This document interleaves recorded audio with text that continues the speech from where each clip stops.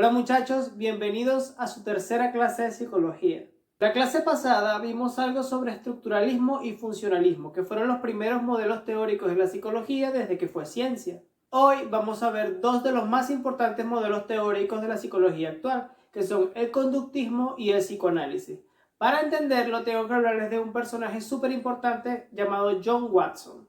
Watson realmente era funcionalista, es decir, él empezó estudiando la función de los procesos mentales. Sin embargo, se dio cuenta de que la psicología tendía a ser muy subjetiva.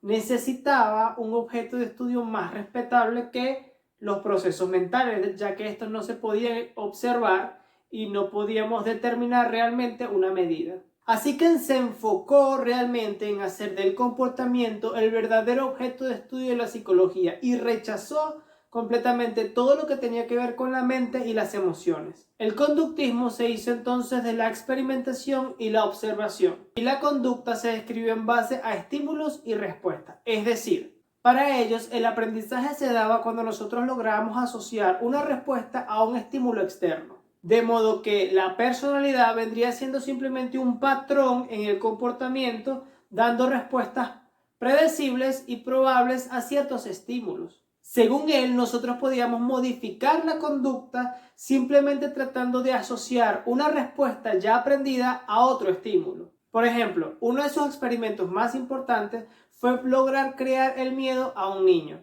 En aquel momento podía experimentarse con menores, ahora ya no se puede. Lo que hizo fue hacer que un niño tuviese contacto con una rata que realmente no le provocara ningún temor.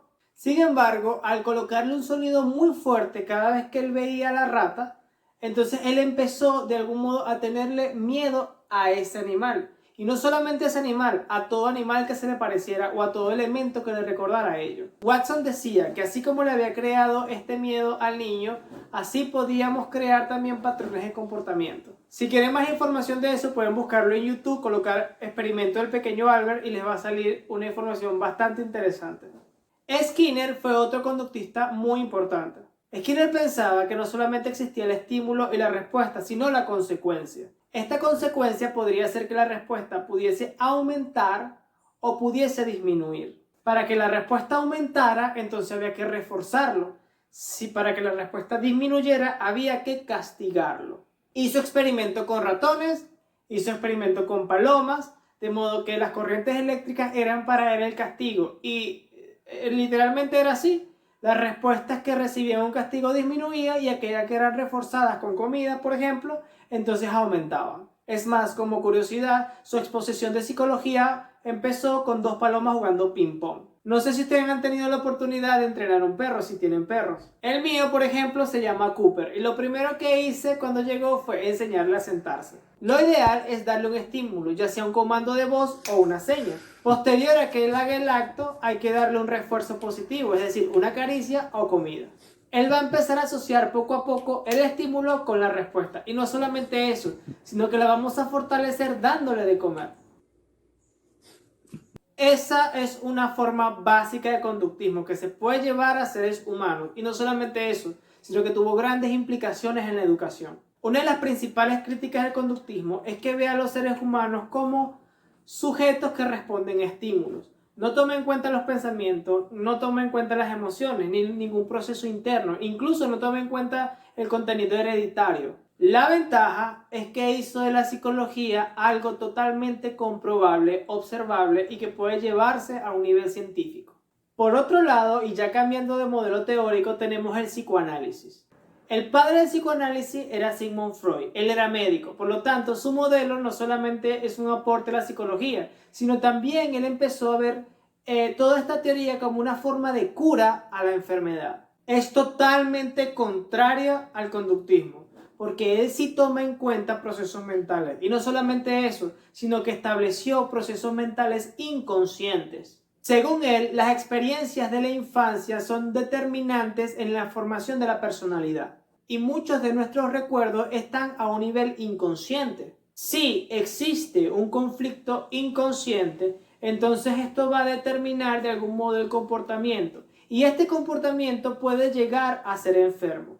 Por eso, él fue el primero de alguna manera que estableció una forma de enfermedad mental. No sé si han visto esta representación del psicólogo detrás de la persona, una persona acostada en el diván y la otra persona hablando y el psicólogo interviniendo poco. Esto exactamente es el psicoanálisis. Según él, mediante la asociación de ideas, la interpretación de sueños, se puede llegar a estos conflictos. Una de las grandes críticas que se le hace a Freud es, igual que las demás, es que se enfoca en procesos que no se pueden realmente medir.